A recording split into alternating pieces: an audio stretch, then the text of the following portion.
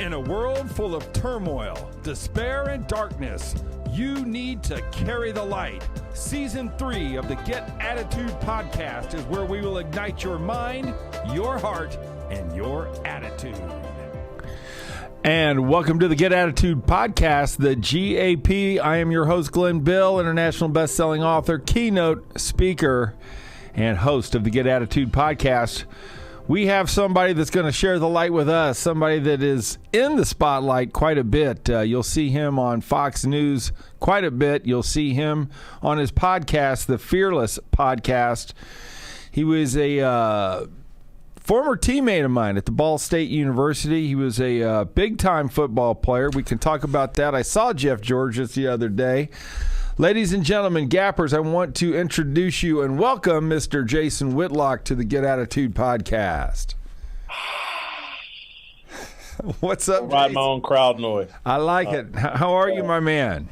I'm good, Glenn. Thanks for having me. Well, it's great to follow you and see where you have become. As I told you, we help people. People tune into this podcast to find the answers on attitude and on mindset, on how to get from where you are to where you want to be and from who you are to who you want to become. And the fact that me and you used to drive back and forth to from Muncie, Indiana weekly almost, we were two different people back then. And so talk to us a little bit about the challenge that you've been through over the past 30 years. I know you were in Kansas City reporting on the news. You've always been able to make a splash. You are fearless. You get people talking, which is important. But what do you think the biggest difference is between you now and you back in the day? And what about your attitude maybe has changed? I'm not sure if my attitude has changed as much as it's been refined with age and wisdom and life experience. And, some self-analysis and reflection. And it's like a deeper understanding of who I am and where my opinions come from. I think early, just graduated from college in 1990 and then getting an opportunity to write a column for the Kansas City Star in 1994. Everything I was doing was just off instinct. And it's just off of like, hey, this is what I think I should be doing. This is what I felt like I learned from Mike Royko, who was a columnist for the Chicago Tribune and one of the greatest newspaper columnists of all time. And so I was just going off of instinct and a desire to be great. Whereas, you get older and it's like, oh, this is why I do this. These are the seeds that were planted in me years ago that make me the way that I am. And it's funny you talk about carry the light. It's like I feel like I've come into the light of all the seeds that my grandmother planted in me at 25th Street Baptist Church, and how those values in my church upbringing actually informed and led my journalism career. And it's why I had such a passion for journalism and the seeking and exposing of truth. It was actually very consistent with a biblical worldview, even though at that time I wasn't remotely thinking like, hey, I'm operating in a biblical way, because I really wasn't. I was, when I was younger, I was hanging out in strip clubs and drinking and chasing and just trying to, thinking money and being wealthy would define me. Whereas, now I just have a much more mature perspective. We always ask our guests, what is your definition of attitude? And who was your first attitude coach? You maybe already mentioned her, but I'd love to know what your definition of attitude, how important is attitude and the people that you work with? And then who was your first attitude coach? Who made you the way you are? I think attitude for me is your approach to life, your outlook on life, what it's an understanding of, hey, I think this is my purpose in life.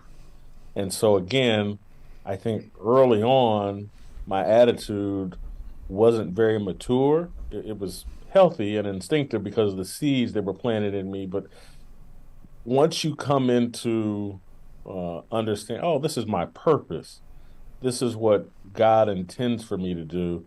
These are the skills God gave me to execute my purpose.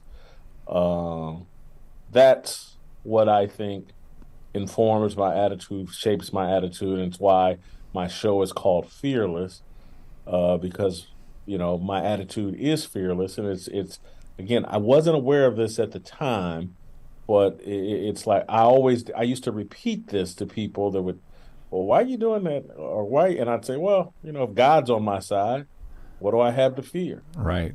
So I would just say that, but I really didn't understand it.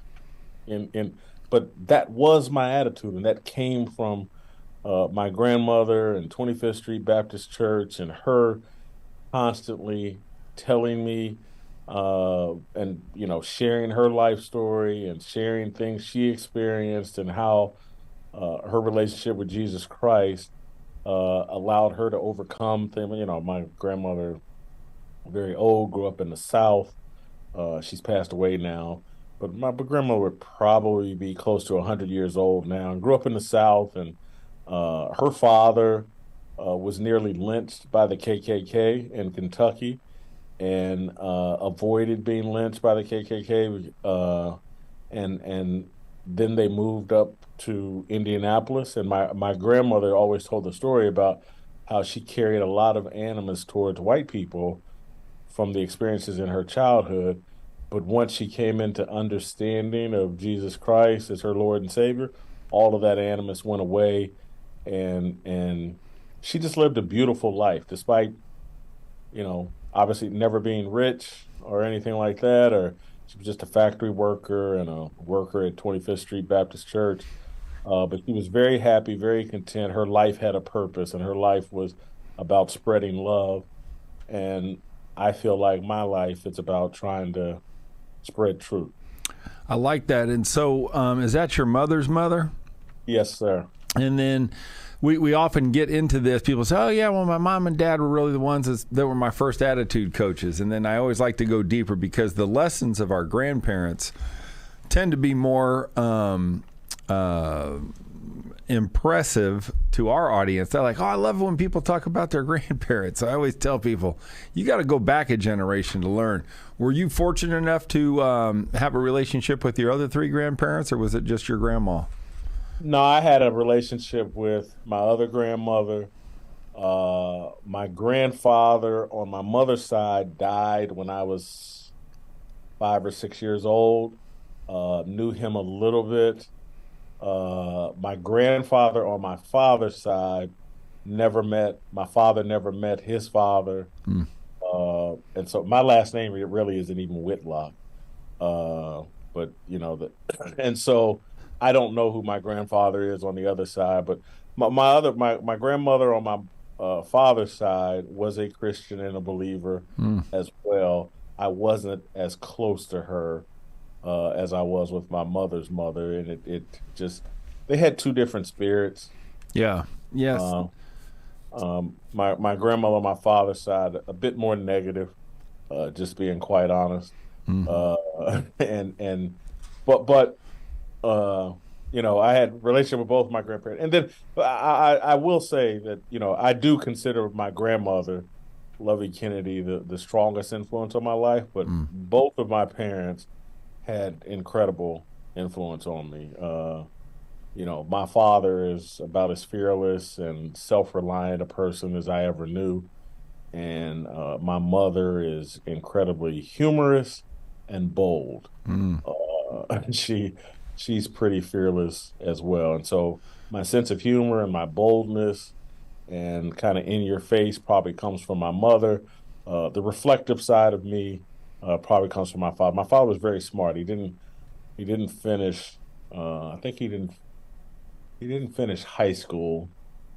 He may have only made it through the 8th grade. I can't. But very, very smart man. And he was a bar owner, wasn't he?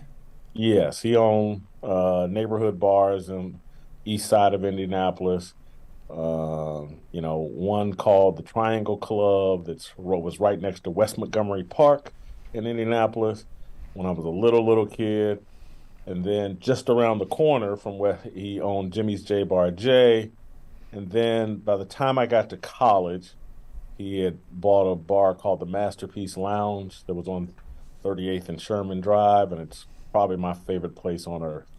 Is it still in operation? Yes, yeah. My dad has passed, but I ended up selling it, and it's been passed around several times since then. But when my dad passed, I sold it. But it's still in operation. What did the bar business teach you as a kid looking into that business? And did you ever used to work there? And did you learn any attitude lessons in that time of your life or in that business? Never worked there. My brother did, but I did. My brother's a couple years older than me.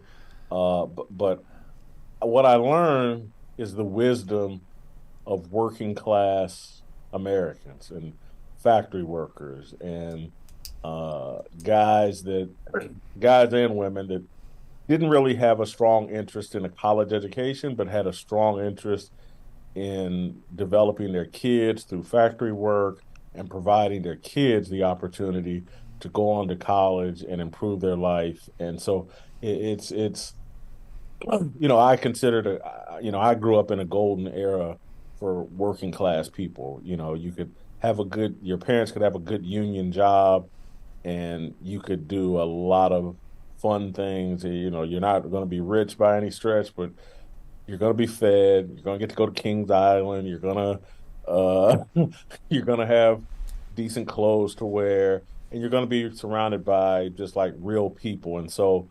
the biggest impact the Masterpiece Lounge had on me is just like, I have an extreme distaste for elites. I like working class people. I like Ball State graduates. I don't like Ivy League graduates. I don't like corporate people. I like factory workers. And so what would you say the attitude, what gravitates you to the attitude of the factory worker, right? Your grandma was a factory worker, obviously. My mother was a factory worker. My dad started out working for Chrysler before he started his own business. All of my dad and mom's friends were predominantly working class people. And I just saw people that made a lot of sacrifices for their kids and worked really long hours, worked a lot of overtime to push their kids forward. And I'm bothered by how much, we don't have that manufacturing base. We don't have that strong opportunity for working class people to push their kids forward the way they did when I was growing up. All the jobs have gone overseas, and you got to have a college education, blah blah blah, and I got a college education, and Ball State's a great school and all that. But Glenn, I don't know if you know this, but I majored in socializing at Ball State more than I did academics. Right. And, I take those working class values and apply them to my journalism career. Yeah. So, I never got graduated, Jason. You didn't? Never. School of Hard Knocks. I do remember you leaving Ball State, but I assumed you would have, finished up at IUPUI or something like that. But, I almost did, but I started a business and became the top real estate agent in the city of Indianapolis. And I was sitting in college classes looking at the professors going, I make 10 times more than you. Why am I listening? I need to go. Hold on. You were already doing real estate when you were at Ball State? I was 19 when I got my license. So, oh wow. Yeah, we started our family at a very young age, and so that pushed me into the real estate game after I left Ball State. Yeah, I mean, I know you started losing hair around age 20, so you looked a lot older than most people, and so that's probably how you could sell so much real estate. That is true. Plus, I have a great attitude and a good, magnanimous personality. I'm able to relate to people. I want to ask. We had you pegged more for selling used cars than real estate, Glenn, but you overachieved, I see. Yeah, the commissions aren't big enough. That took me about 1 second to figure out. If I can make a sale, I'm going to get 5 digits in the commission, not 3. I'm a 5-digit guy. Gotcha. What I want to go back to, has journalism changed from when you were at Kansas City to now? And yeah, no question. Right. It's changed dramatically. And it's not about the truth at all anymore. Right. It's about clicks and social media relevance and going viral, and it's about narrative. It's a pursuit of narrative more than it is a pursuit of truth. If I were coming out of Ball State now, no one would ever hear of Jason Whitlock. I don't have the right attitude for corporate media. Corporate media is intended to protect the elite, reflect the values of the elite, make sure the elite are comfortable. It's totally betrayed the core principles and values that allow me to have a great career. Being objective and being outspoken and speaking hard truths. In the 90s and 2000s, all of that was respected and rewarded. And I got rewarded for that and got a lot of opportunities and made a lot of good money and built a great reputation doing that. And now, I had to leave corporate media because, I still want to represent the non-elites in the working class, and you just can't do that from inside corporate media. And so are you the founder of the Blaze Podcast Network? No. Glenn Beck founded it and then sold it to a group of guys. And so the Blaze is its own entity. I'm the founder of the Fearless podcast and everything we do related to Fearless. But the Blaze is like a host site for different podcasters like myself or Steven Crowder or Allie Beth Stuckey or people like that. So what are you trying to do with your podcast? I know, the pursuit of truth sounds like a big goal. The pursuit of truth is much the same as carrying the light, shedding light on the truth. How do you plan to do that? And what is your podcast all about with your guests? What's the point of it? The point of the show actually is to inspire men to stand up and accept their biblical responsibility. Nice. Male leadership is under attack globally and in particular here in the world. I believe in the patriarchy. I believe in male leadership. And I believe much of the chaos we're seeing in the world is men surrendering their responsibility to lead, and the show is particularly directed at Black people to try to wake us up that the matriarchal culture that we have is at the root of many of the problems plaguing the Black community. The violence we have in our community is because of the absence of male leadership. The dysphoria that many of our kids are going through as it relates to gender, the criminality, many of our kids, it's all related to a lack of male leadership in the home, in communities. And so there's obviously plenty of wisdom in the Bible about male leadership. And so when things went chaotic in the garden, God, came looking for Adam. He did not come looking for Eve.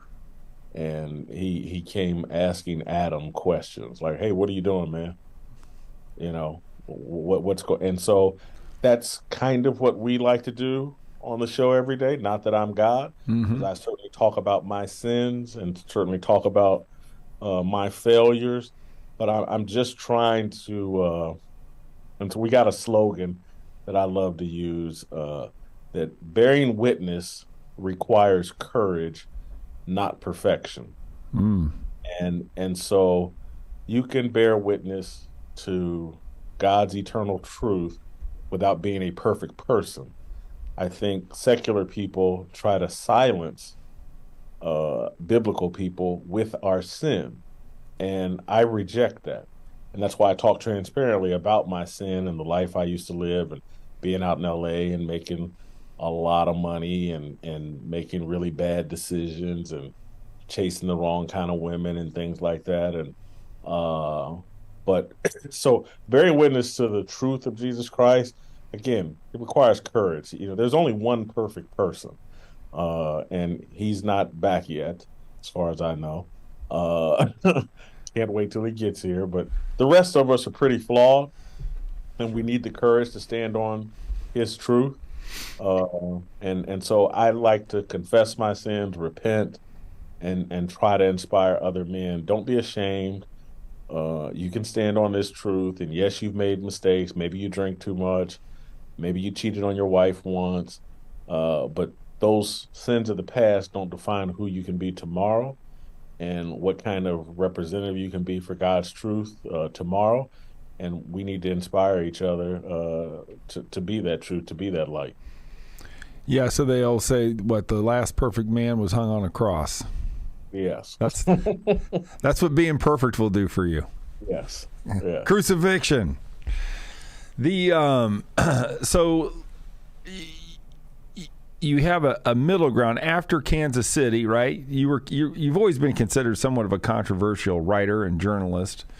How do you deal with that? How do you deal with the haters? And what do you have? If you could be president of the United States tomorrow, or if somebody could hand you a wand and say, Jason, how do we help Black America get better? Is there a policy that you could do? No. Is it education? There's no political solution to spiritual problems. Right.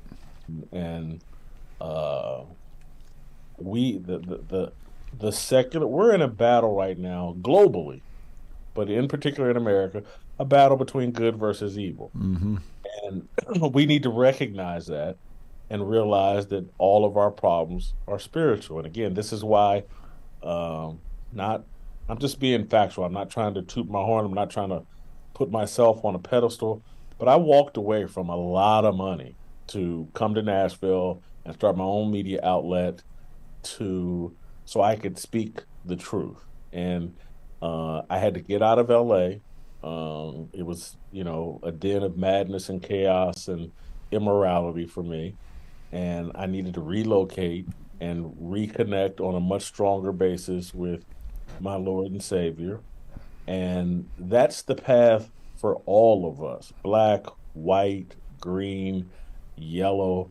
Everything that's going on in America is a spiritual problem. The secular, I'm just sorry, they're Satanists. They got drag queens right. Sexualizing our kids at schools and libraries. That someone's going to pay a real price for that, for allowing that. Mm.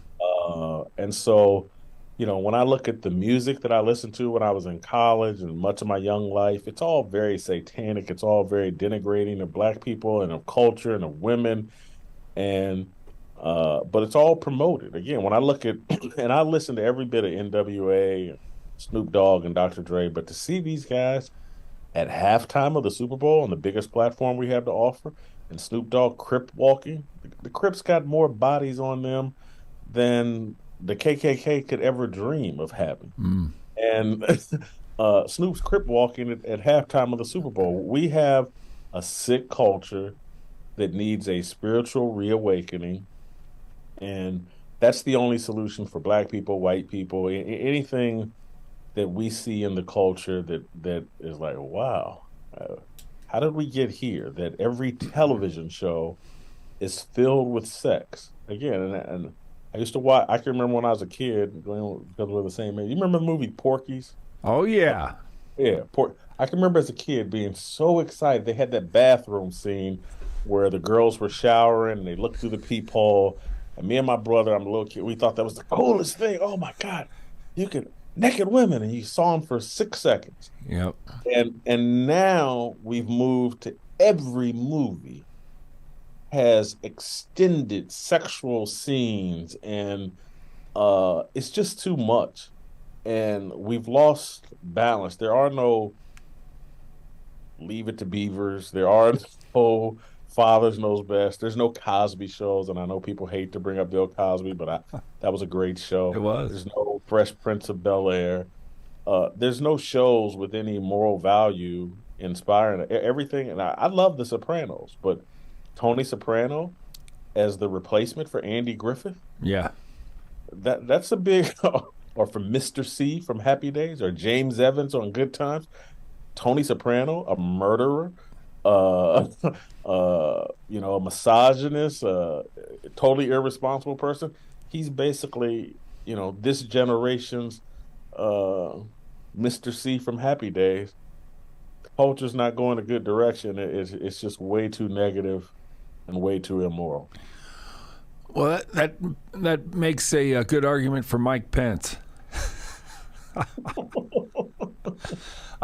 I mean, I heard him on CNN the other night, and I was like, "Damn, he's doubling down on the religion, which is great and needed." Do you have a goal in mind? You come back to Nashville, you start your own network and your own podcast. You're obviously doing great things. Do you have a goal where you can say, "Hey, I did what I came to do. I made a shift. I educated 100,000 black kids." I mean, do you have anything like that you're shooting for? Yeah, we're going to do something in April called Roll Call. And it's like our answer to, you remember the Promise Keepers, Bill McCartney, Sure. Colorado football coach, and we want to inspire among all races of men a new version of Promise Keepers. And, Cool. And so we're going to do our first one in April. And so I just want to touch as many men and inspire as many fallen men to stand up and stand on some truth and righteousness, because we're losing this country. Freedoms that we used to take for granted are being violated and discarded at a record pace. All of us are having our free speech limited. Look, Glenn, I've never voted. I'm not proud of that, but I've never voted. But I'm not some hyper political partisan. Right. But to be living in a time when a former president is banned from social media apps, Right. that's ridiculous. Mm-hmm. That's absolutely ridiculous. That everybody thinks there's these certain people who have to be silenced or democracy's at risk. That's fascism, man. And my whole career has been based off of speaking, writing, saying uncomfortable truths. Mm-hmm. And I look at a guy like Bill Maher on HBO. He's built a career on saying uncomfortable truths, and he's a left-wing guy. Yeah. And he's upset about the exact same thing that I am. Like, wow, they're trying to cancel guys like me that, like to speak unvarnished truth, and we're acting like, oh, my God, if Whitlock or Bill Maher says that, everybody's going to commit suicide. And Glenn, I mean, again, we both grew up at the same time, but sticks and stones used to break bones, and words wouldn't harm us. And, we've got a cowardly society that's pretending like words do irrevocable damage to the human spirit, and that's just not true. Do you have hope that the tide will turn, or do you think we are destined for that cancel culture will win? Well, God's truth's going to win out eventually. May not be here in America, though. Mm-hmm. And I've kind of made peace with that. And so I'm not hopeful, but I'm not cynical either. And maybe it's because I'm 55 and just like, screw it. I had my good time, and if this is what these people want, if they want to, live in their house, mask up, pretending that someone saying an uncomfortable truth kills them. Good luck with that for the next 55 years. It won't look nothing like how my 55 years went. My 55 years were great for the most part. I engaged, met a lot of interesting people that, I didn't agree with on everything, but we still fight. That was the thing about football, man. You didn't have to like everybody on the team, Mm-hmm. but you could find common ground with virtually everybody on the team over something, and you could pursue a goal of winning and putting those differences aside. And now everybody, oh my God, you're the Florida kid that was committed to the University of Florida that had a scholarship pulled because he rapped some rap song, some popular rap song that used the N word, and Florida pulls his scholarship. I'm just like, are you kidding me? I just don't want to, at this world here, no forgiveness, no empathy, no letting kids. You know how many dumb things I did, Glenn? I mean, Right. how many incredibly dumb things that I did. I could sit here.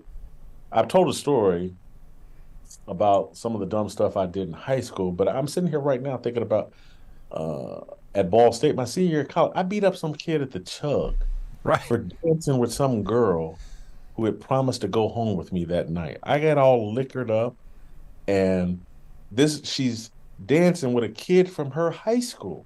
Right. It's some friend of hers from high school, and I'm all liquored up, and I think, oh my God, he's going, and I beat the kid up, and I'm just like, oh my God, thank God. And the next day I sobered up, I apologized to the kid, I bought a new shirt, apologized profusely, but I'm just like, thank God I lived back then when you could apologize and be granted forgiveness and not, oh my God, Whitlock is this brutal terror and branded for life and unworthy of a second opportunity. Well, we could still see the video too, right? Yeah, yeah, yeah. Oh God, thank God there were no cell phones. Now, you've met a lot of interesting people. I know you've interviewed a lot of interesting people. I'm curious, like on the Fearless podcast, were there one or two guests that really hit a home run with you that made you think or ask different questions or said something that just blew you away? I'm not going to say that as it relates to the fear. Look, the best interview I ever did was I went to the White House and interviewed Trump. Uh, you know, 3-4 months before the election of 2020. Uh, you know, fat kid from Indianapolis. Mother was a factory worker. Dad didn't graduate high school. I'm at the White House interviewing the president. How in the world did that come down? I don't know. Did you call, I think or was it Trump knew that I would be somebody that would interview him fairly. He probably wanted to do some outreach to black voters, and knew that I wouldn't come in with a bunch of gotcha questions, and so. So he sought you out? I don't know if that's accurate. Yeah. Maybe someone on his staff did. I can't remember. Wow. I think someone on his staff did, to be honest with you. She was from Kansas City. I think her name's Mallory Blunt. Either her or her boyfriend was from Kansas City and was familiar with my work. But that was going to the White House and interviewing the president. There's not very many sports writers that will ever get to say they did that. What was the prep like for that? Like, I mean, were you flying in like, damn, I'm getting ready to interview the president? What was your mindset? What was your attitude walking in, preparing? I'll tell you a funny story more so than I'll answer seriously. I put on the wrong clothes to interview him. There are some stereotypes about us black dudes that are true, and we like to dress a little flashy. Yeah. If we can put on a red sport coat, and but anyway, we like to dress a little flashy, and so I put on an outfit that made sense for the Masterpiece Lounge. Oh. It makes sense for the White House. And once I put it on and got over to the White House, I realized it. I just started looking around like, hey, I look like a clown. I look like I'm going to the Masterpiece Lounge and I'm interviewing the president. And so I started sweating profusely. Oh my gosh. Sweat pouring. I pitted out. did just I mean, I just couldn't stop the sweat out of nervousness. And so luckily, there was somebody there that I work with that went to my hotel and brought me a different suit. And I changed clothes, and yeah, put on a black suit, and interviewed Trump. Oh, look, my hair was dyed. You can't even see the gray in my hair. Uh, but so yeah, I look pretty good, except I'm fatter back then than I am now. But anyway, if you had seen me before that, I look like a clown. I look like someone that was. Would you have some velvet on? You had some velvet and shit on, or what? Uh, nah, it was just I can't even. It was just two different colors, maybe a red shirt and black pants and a gray jacket and some shoes that were red or maroon or something. It was just too much. That's balling. You had some Stacey Adams working, didn't you? Now they were Lanvin shoes, but it was too much. What was the one response that you got out of him, or what set you back and you went, holy crap, I can't believe he said that, or I can't believe I asked it, or what was I think memorable? the thing people remember was me giving him debate advice. Oh. And I said, hey man, pipe down and let Joe Biden hang himself. Don't take up all the oxygen in the room. Let Joe Biden talk. He'll hang himself. And he kind of giggled and laughed, and people remember me giving him that advice. Yeah, he said, no, that won't happen. He actually did. He's like that second debate. Oh, he did? He quieted it up a little bit. Yeah. Is he going to do you think he'll have any chance of getting the nomination in 24? Yeah, I think he can get the nomination. I'm not sure if he can get elected again. I don't know what I think about any of this. Everybody's jumping on the Ron DeSantis bandwagon, and that makes me want to be cautious, because when the whole establishment started, oh, this guy's the greatest, it makes me go, okay, what are they hiding from us? Trump's been through the wars.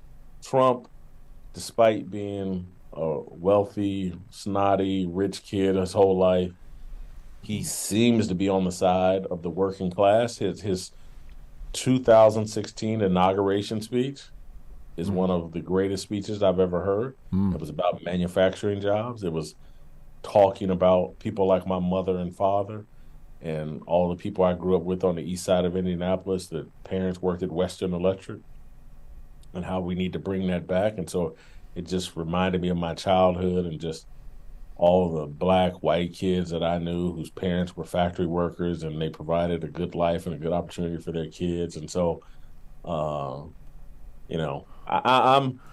not remotely anti-Trump. I'm not ready to bury Trump. I know that may bother some people listening to this still, because Trump tweets mean things, but mean tweets don't bother me. And he's been reinstated. Have you ever got to interview Elon Musk, or is he on your list? He's on my list. I would love to interview Elon Musk. He's definitely on my list. That would be a nice goal for 2023. Who's the most famous person besides Trump you interviewed, sports-wise? I mean, seems like in sports I've interviewed everybody but Michael Jordan, probably. So I can't think of anybody besides Michael Jordan. I've talked with Ali, and he wasn't that sharp at that time. Mm-hmm. Became friends with Jim Brown. Jim Brown was he was the captain of the Syracuse team with my uncle. Is that right? Yeah. Was friends with Jim Brown for a long time, and just Magic Johnson, spent some time with him, and friends with Charles Barkley, and knew everybody in the NFL. Haven't interviewed Tom Brady in a real way, right? But Tom Brady's become kind of. I used to really like Tom Brady, but he's become kind of phony. So he's off my list. What sports person possibly influenced you, or was a lot deeper than you thought that maybe taught you something, as you were engaged with these people that you said, Jim Brown. It's Jim Brown without question. Right. Jim Brown Jim Brown was incredibly brutal and rude to me when I first met him. Really? I was working first year out of college. I was working for the Bloomington Herald-Times. Jim Brown came to Indiana University to give a speech, and I'm all excited to meet Jim Brown, and he just dumped on me. It was very condescending and rude, and I literally told him, I was like, "Hey, Jim, you got to meet my father. There's nothing you can say to me that's going to bother me. My father's already done all that. You remind me just like my father, let it go, bro. You can't hurt me." And and so that was the first time I meet him. That's probably 91, 92. I can't remember. And then I would think by 94, 95, we had actually become friends. And, guy's very wise, very committed to same cause as me, uplifting men, in his case, particularly black men, work with the LA gangs and trying to give those guys a better outlook, worldview on life or whatever. Jim Brown is someone I respect in the sports world tremendously. He is 1,000% authentic and real. He's probably 86, 87 years old now. He's kind of lost his fastball, but I will always love Jim Brown. I watched that Maurice Clarett 60-60 and what he went through at Ohio State and how they positioned him and how they controlled him. And it was interesting that Jim Brown was the one that really tried to work with him and do great things with him. Did you ever watch that? Did you see it? It's a 30 for 30. You called it a 60 for 60. But you're old. I get that. He screwed up. But no, I don't remember that. I probably saw it, but I don't remember. Yeah. I watch a lot of things, Glenn. Yes, I get it. What's it like being, you got a good mainstay on the Fox News network, right? The most watched network. What a platform for you. At any given time, what is it, 10 million people watching that network at night? It's up there. Yeah, I go on Tucker Carlson's show a lot. I like Tucker. I think Tucker's brilliant. His monologues are brilliant. I make it a point to watch virtually all of his monologues. Smartest guy on TV. He's another guy that's kind of like shocked me. He comes from a very privileged, wealthy background, but he's worked really hard to be a voice for the working class, and I respect that. I'm not someone, again, having grown up the way that I did at the Masterpiece Lounge and my dad's bars, working class black people, they don't understand it, but they're no different from MAGA white people. Right. All think the same thing. They all got it in common. They all same gripes, same everything. But the media has convinced black people that, they're your enemies. They're the worst people on the planet. They're not.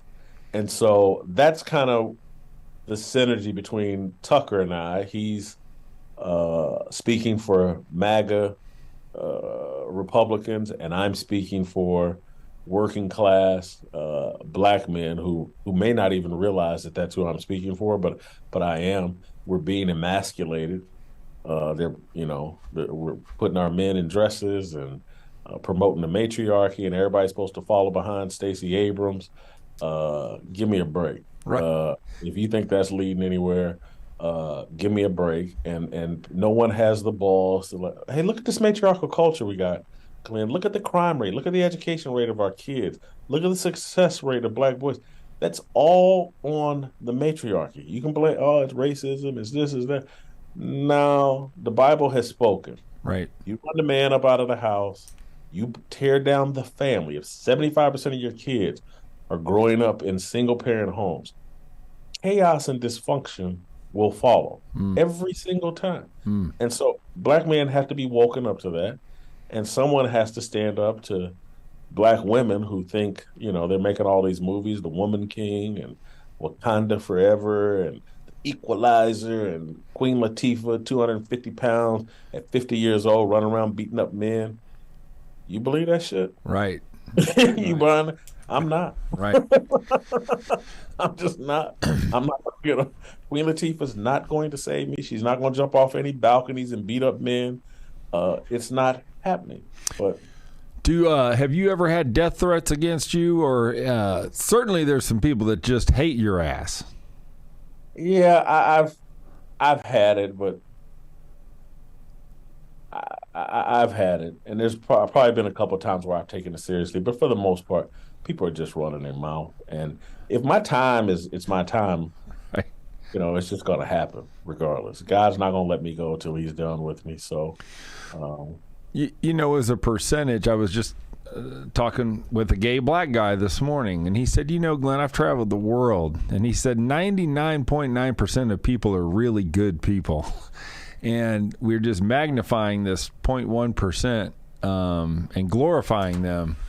And that's all that they're pushing. But, his whole point were people generally are pretty good people.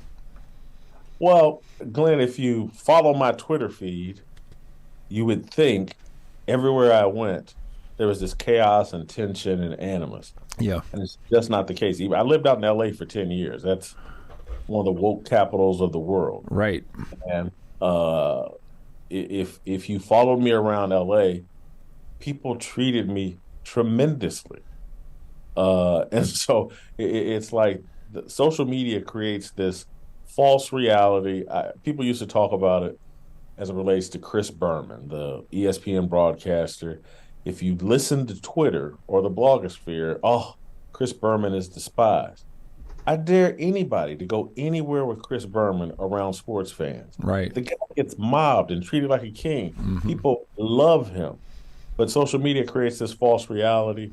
And, same thing happens with me. I've had dudes tell me, man, I tweeted some negative stuff at you, but, now that I meet you, I actually see that I was wrong and blah, blah, blah. And so it's all phony. Social media is a stage.